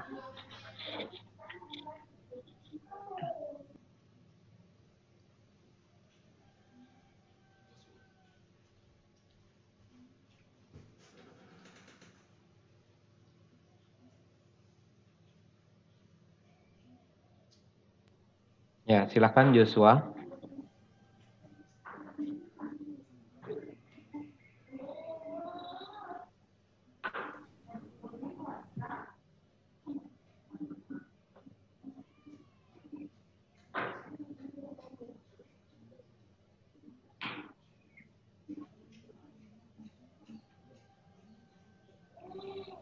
Kalau untuk pertanyaan, kalau untuk misalkan tugas akhir 1 selesai di bulan Juni, tapi kalau untuk tugas akhir 2 bisa di semester selanjutnya enggak, Pak? Mohon diulang Joshua, tugas akhir 2-nya gimana? Di semester selanjutnya gitu, Pak. Oh, oke. Ya. Oke, saya simpan dulu ya. Ya, Pak. Terima kasih ya.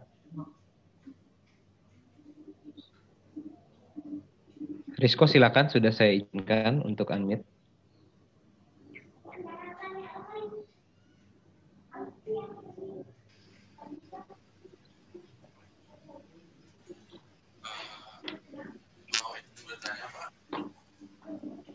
Ya, silakan.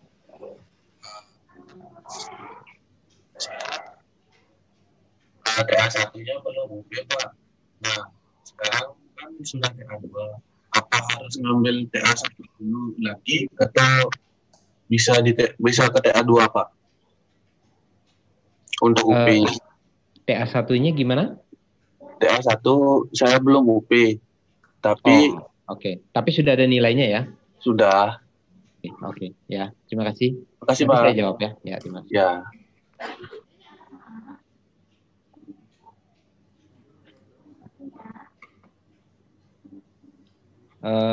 Waisnawa, silakan.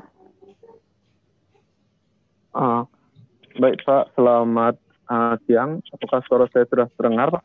Terdengar. Oke Pak, saya punya Silakan. sedikit pertanyaan Pak. Ya. Tadi saya tertarik juga dengan pembahasan Bapak tentang apa? Tentang yudisium itu Pak. Kan ada yudisium yang bulan Juni. Ya, ya. Kan saya ini sekarang kebetulan sudah angkatan 18 percepatan, dan saya sudah mengambil CA2 di KRS sekarang. Tapi masalahnya ada satu mata kuliah saya game programming itu kayak masih belum terbuka tuh Pak. Jadi masalah saya itu masih terkunci. Dan lagi satu Pak, apakah misalnya kalau nanti saya kurang dari 145, apakah saya bisa tetap untuk daftar yudisium di tahun ini Pak? Apa gimana Pak punya solusinya Pak? Terima kasih Pak. Iya, terima kasih Waisnawa.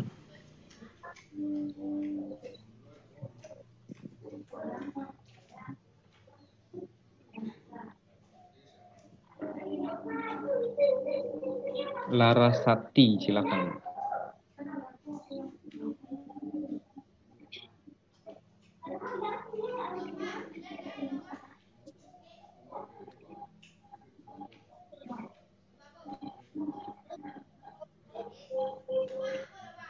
Atau oke, Larasati belum mungkin ya. Arif silakan.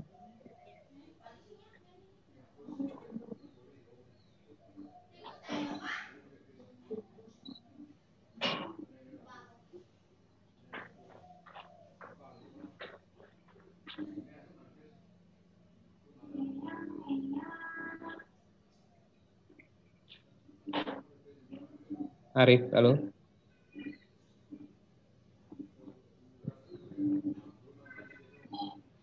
Oke, saya loncat dulu ya ke Fikri. Fikri, coba bicara Fikri, silakan.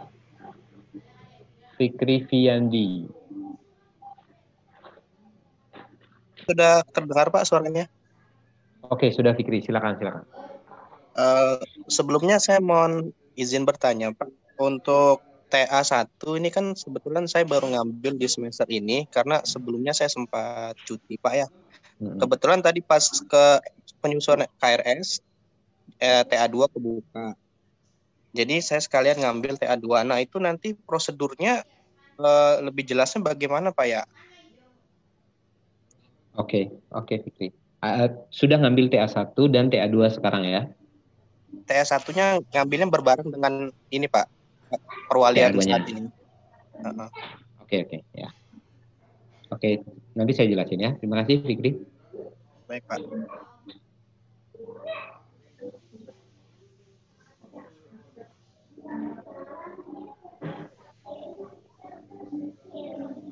Trisna Hadinata. Halo Pak. Oke Trisna, halo, silakan. Selamat siang Pak. Saya ingin bertanya mengenai sertifikasinya Pak. Ya. Sertifikasinya kan harus lulus syarat, semua sertifikasinya harus lulus syarat atau tidak Pak? Apa namanya Pak? Pernah menempuh aja Pak? Gitu. Ya. Oke, terima kasih Trisna. Ya Pak.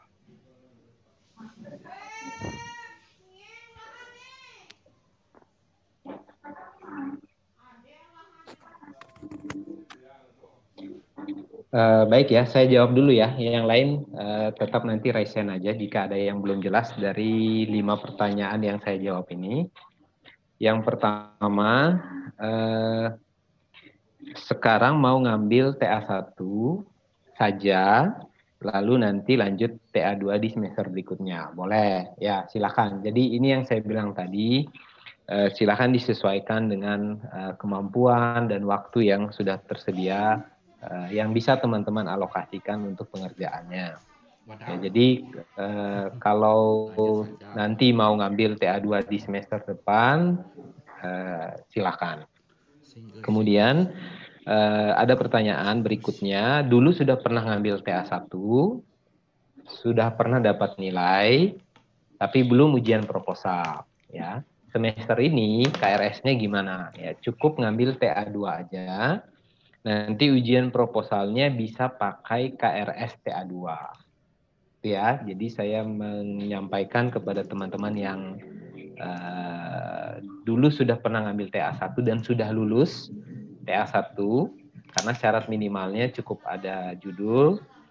Jadi teman-teman sekarang semester ini cukup ngambil TA2 aja. Ujian proposalnya bisa menggunakan KRS TA2. Oke. Kemudian pertanyaan ketiga, untuk daftar sidang itu syaratnya 133 SKS yang sudah lulus, ya.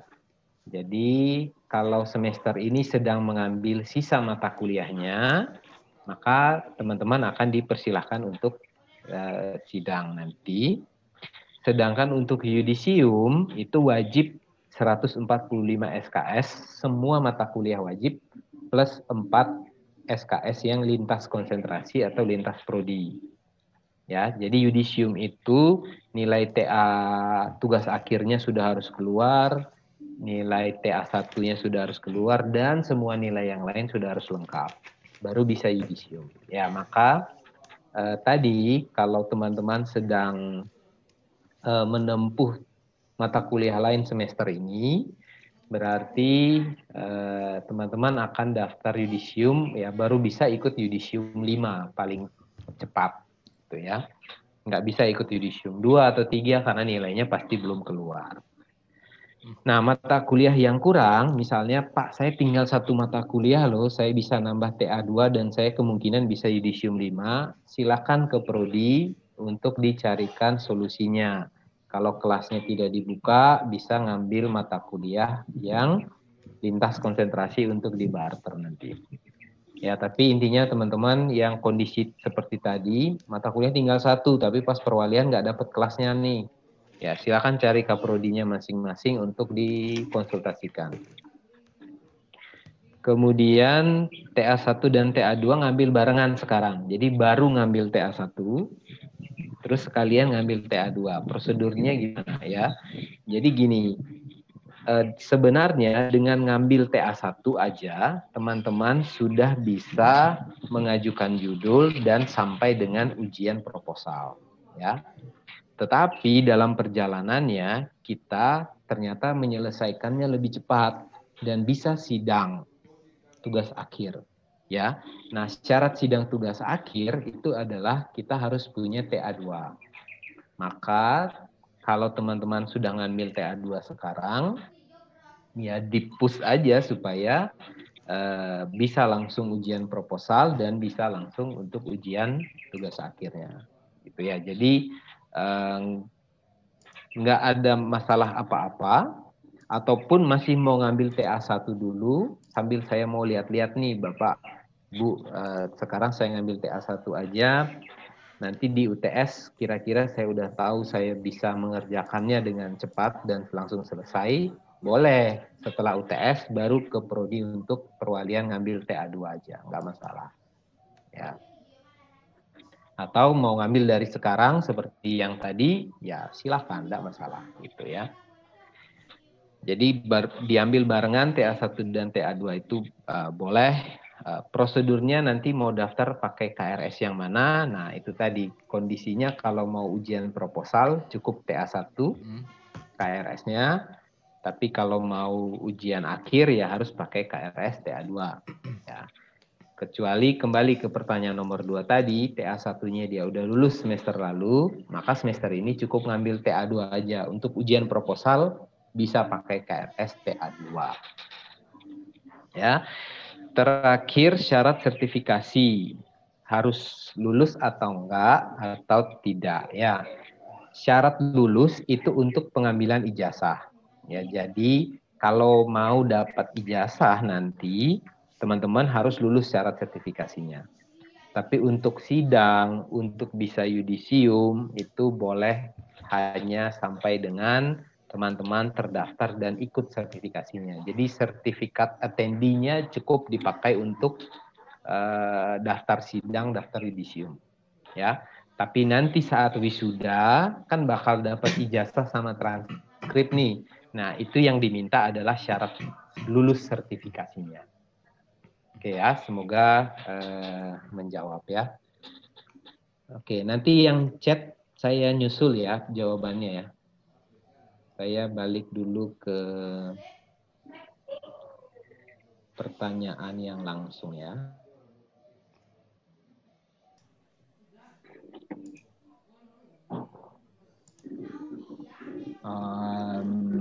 Arif sudah unmute tapi suaranya tidak terdengar, Arif. Mungkin bisa via chat aja ya, Arif ya.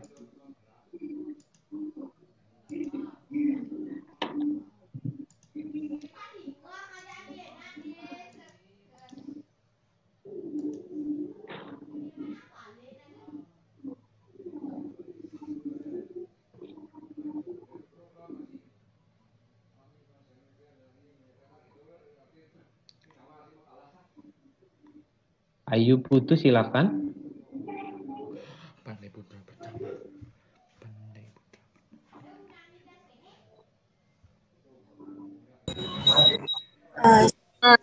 Yang Bapak kasih atas waktu. Ya, siang. Bapak kan saya mengambil TA2. Tetapi dosen pembimbing kedua saya ini sudah tidak bekerja di Sekom, Pak. Nanti kan melakukan mengirimkan surat pergantian. Nanti progres pergantiannya itu bagaimana? Kalau boleh tahu, apakah sampai saat awal melakukan judul TA atau di mana saya bisa lihat progres pencarian itu? Oke, ya. Ya, terima kasih. Larasati, silakan.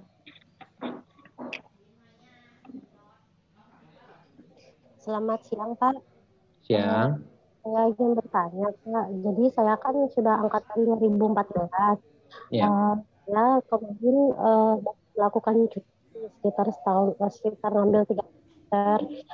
Jadi itu yang jelas kalau terkena DO itu SKS-nya berapa ya, Pak?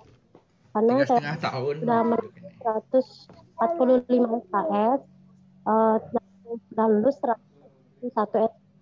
Sekarang saya mengambil TA2-nya aja. Itu kira-kira saya bisa terkena DO atau gimana ya, Pak?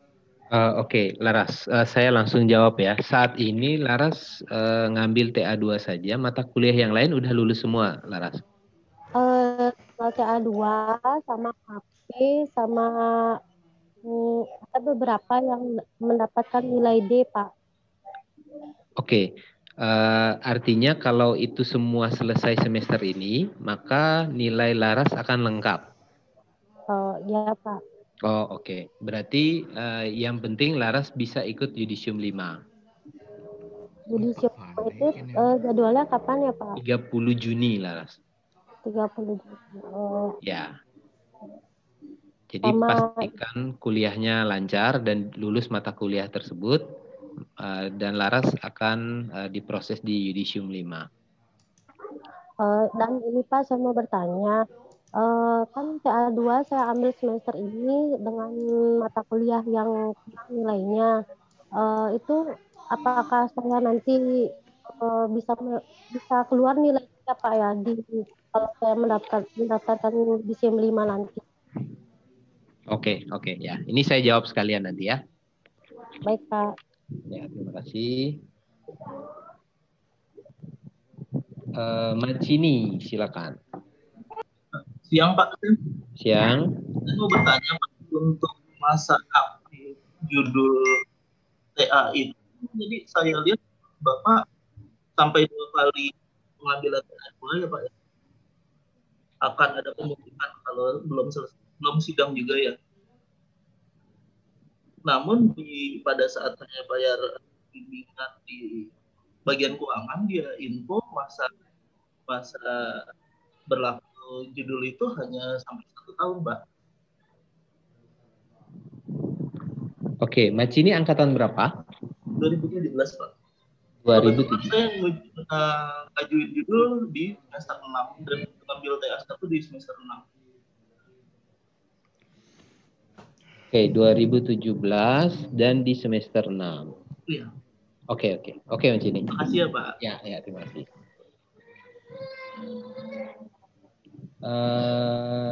Komang Ari. Selamat siang Pak. Ya, Jadi siang. saya mau bertanya untuk nama-nama dosen khususnya multimedia, kan ada beberapa yang saya tidak tahu. Mungkin sekiranya nanti di Sion bisa ditampilkan. Saya mau konsultasi juga. Oke. Terima kasih, Komang.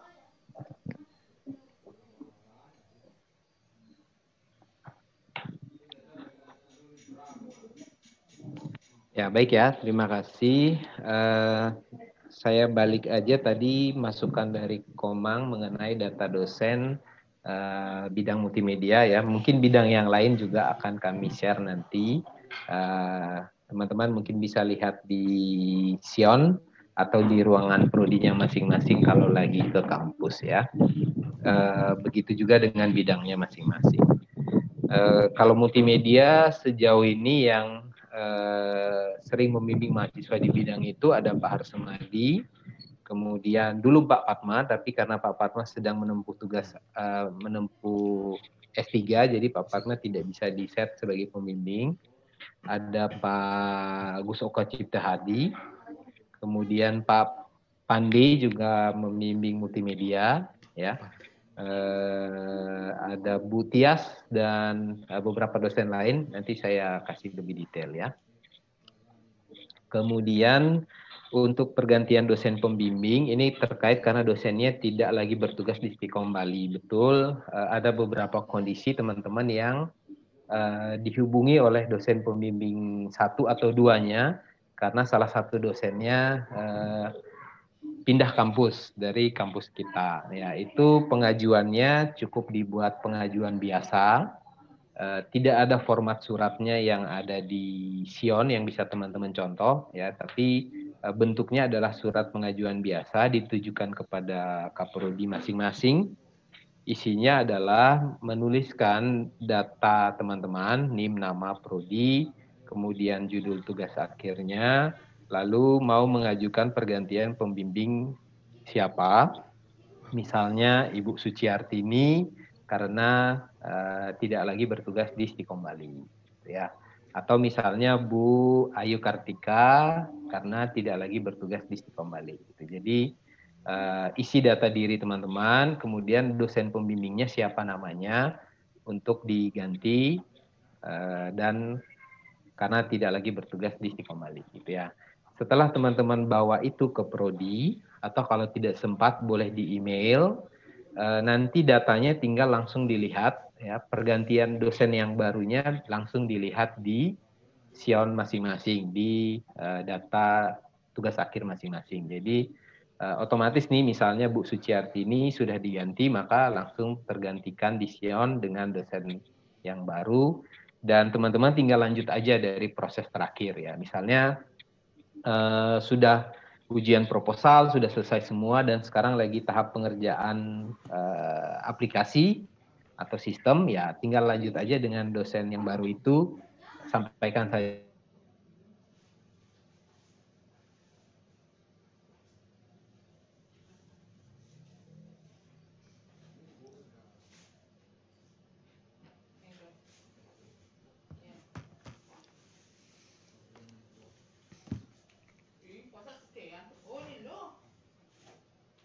Nah, itu nilainya bagaimana ya. Tadi jadi teman-teman lihat bahwa setelah UAS, setelah minggu UAS itu ada 2 minggu kosong.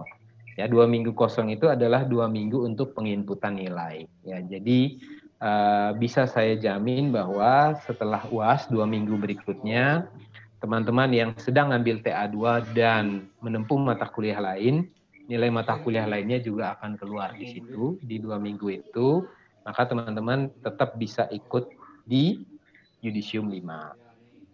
Gitu ya. Nah, kemudian terkait tadi syarat yang kalau sudah ngambil 2 semester dan diputihkan, itu kembali ke dosen pembimbingnya. Ya, jadi saya atau Bu Pivin di prodi, kami tidak langsung memutihkan judul setelah 2 semester tidak lulus, tetapi kami menunggu konfirmasi dari dosen pembimbing.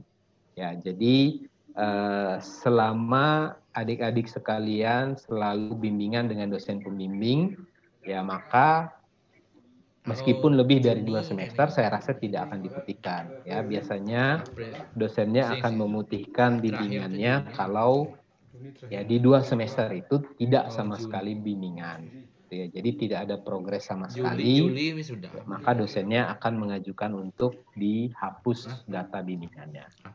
Ya, jadi saya rasa Juli ya lewat tahun 5 Juni dan terakhir harus lulus 5 Juni. Takut masalah pemutihan tersebut. Ya. Juli online, kalau untuk pembayaran kembali lagi dengan kalau untuk pembayaran itu nanti kembali lagi dengan syarat di keuangan ya. Jadi pemutihan dengan di keuangan itu 2 hal yang berbeda sebenarnya. Sekali lagi pemutihan data itu kalau diajukan oleh dosen pembimbingnya. Ya. Baik ya teman-teman, itu yang bertanya langsung. Sudah 12.13, ternyata banyak yang sangat tertarik. Saya baca juga chatnya banyak yang bersemangat. Terima kasih sekali, semoga teman-teman sekalian bisa cepat menyelesaikan ini ya. Saya menjawab dulu dari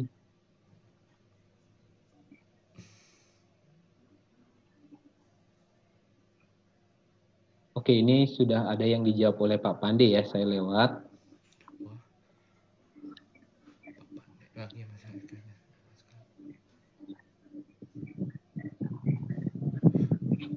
Oke, dari Rahmawan ya. Rahmawan ini saya belum ngambil mata kuliah lintas prodi atau lintas konsentrasi boleh, Rahmawan. Jadi salah satunya bisa diambil ya. Mohon segera ke prodi masing-masing untuk menambahkan itu ya. Atau sekarang masih tahap perwalian, bisa chat kontak supportnya supaya Rahmawan bisa diberikan akses pemaksimalan untuk nyari mata kuliah lintas prodi atau lintas konsentrasi. Ya. Kemudian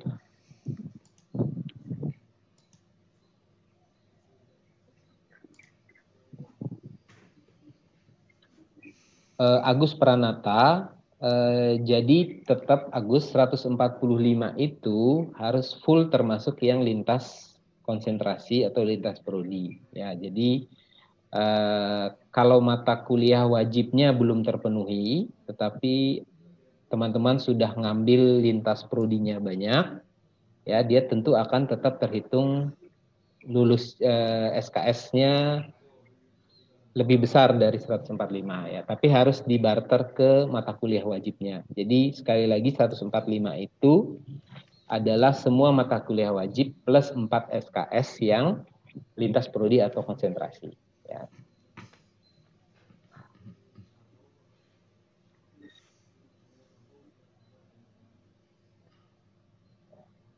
Ya, ini Sista NIM-nya 30648. Nah, ini kondisi mirip seperti yang tadi Sista, bisa aja 141 ini belum ada yang lintas konsentrasinya. Tapi saya harus cek dulu di sistem Sista ya. Jadi kalau bisa nanti di prodi aja untuk dicek di sistem sinaknya ya. Biar lebih pasti Sista ya.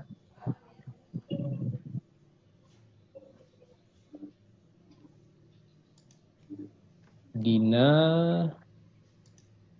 transferan. Ya Dina, ini tolong dikomunikasikan juga ke Bu Erma di bagian akademik ya Dina ya, karena betul kalau masih terdaftar di kampus lama, Dina tidak bisa diklaim sebagai mahasiswa di kampus sekarang. Ya, jadi mohon nanti Dina segera untuk ketemu dengan Bu Erma dulu, apakah datanya bisa diklaim ke S1 ke Stikom.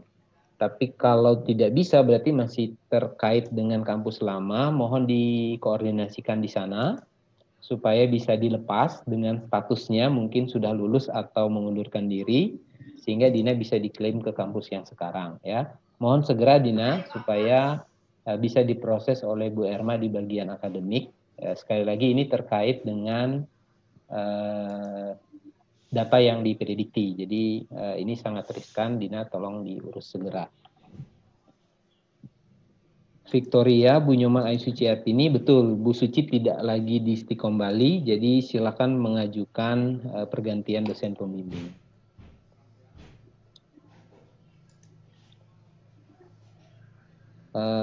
Agus Pranata, ya Gus, ini nanti perlu dicek dulu ya Gus ya di Prodi ya, biar saya tidak salah menjawab apakah harus tambah lagi atau tidak ya Gus ya.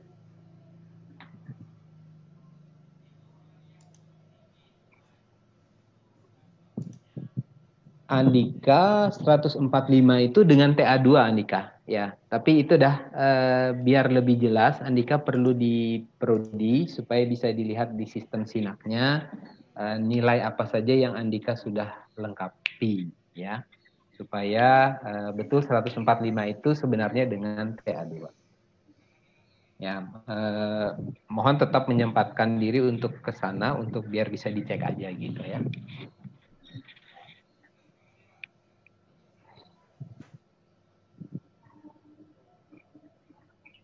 Ya, Alfian, sebenarnya lewat itu nggak apa-apa, Alfian. Intinya gini, kita membuat jadwal kerja di proposal itu supaya kita bisa selesai tepat waktu, gitu, Alfian ya. Jadi kan kita punya jadwal nih, misalnya 4 bulan dari Januari, Februari, Maret, April. Berarti target kita April itu sudah penyusunan laporan tugas akhirnya. Nah, maka dari jadwal kerja itu kalau kita taat kan berarti April nih kita bisa selesai gitu ya Alfian dan teman-teman sekalian. Artinya kalaupun terlewat ya nggak masalah sebenarnya, nggak ada punishment apa-apa. Ini yang kembali lagi ke slide saya di awal-awal bahwa ini tugas yang kita sendiri buat, yang deadline-nya tidak ada gitu. Kita yang menentukan kapan kita mau menyelesaikannya. Salah satunya kita tentuin dengan jadwal kerja ya. Jadi harapan saya dan Bu Pevin, kalau teman-teman udah buat nih mau menyelesaikannya di April ya, tolong dipatuhi itu supaya teman-teman benar-benar selesai di April gitu ya, Alfian dan teman-teman sekalian. Baik ya teman-teman, kita sudah hampir 2 jam. Saya dan Bu Pivin menyampaikan banyak terima kasih. Sampai sekarang masih 367 yang online, ya termasuk kami. Artinya teman-teman punya komitmen dan kemauan untuk menyelesaikan tugas akhir ini. Sekali lagi kami selalu terbuka untuk masukan ataupun pertanyaan dari teman-teman. Mungkin waktu menjawabnya agak lama atau agak panjang karena tentu komunikasi kita hanya lewat satu channel dan misalnya lewat WhatsApp ya tumpukannya cukup banyak, tetapi saya dan Bu Pivin selalu menyempatkan waktu untuk membalasnya. Ya, kecuali ada hal-hal yang tidak bisa kami jawab langsung lewat chat ya, mohon untuk teman-teman datang ke kampus gitu ya. Jadi harapan kami teman-teman bisa menyelesaikan tugas akhirnya dengan baik dan lancar. Sekali lagi kita sudah berkomitmen untuk kuliah di kampus dari sekian tahun yang lalu dan sekarang kita sudah ada di tahap akhir, tinggal beberapa langkah lagi teman-teman sudah akan menerima gelar sarjana komputer ya. Banyak harapan yang ada di pundak kita, harapan orang tua, harapan adik kakak, harapan dari orang-orang terdekat kita. Harapan saya teman-teman bisa mengkonversi semua harapan itu sebagai pelecut semangat supaya teman-teman bisa lulus dengan baik dan tepat pada waktunya. Ya, maka dengan demikian saya juga mengucapkan terima kasih kepada Pak Harsemadi atas masukannya dan tambahannya. Semoga makin banyak mahasiswa kita yang tertarik di bidang teknologi dan budaya, karena salah satu visi kita di Stikom Bali ya kita unggul di bidang teknologi dan seni ya. Jadi teman-teman sekalian silakan nanti berkomunikasi dengan Pak Harsemadi, atau yang tertarik dengan robotik ya silakan dengan Pak Sastra, ada Pak Liandana dan sebagainya. Supaya bisa membantu teman-teman dalam penyelesaian tugas akhir ya.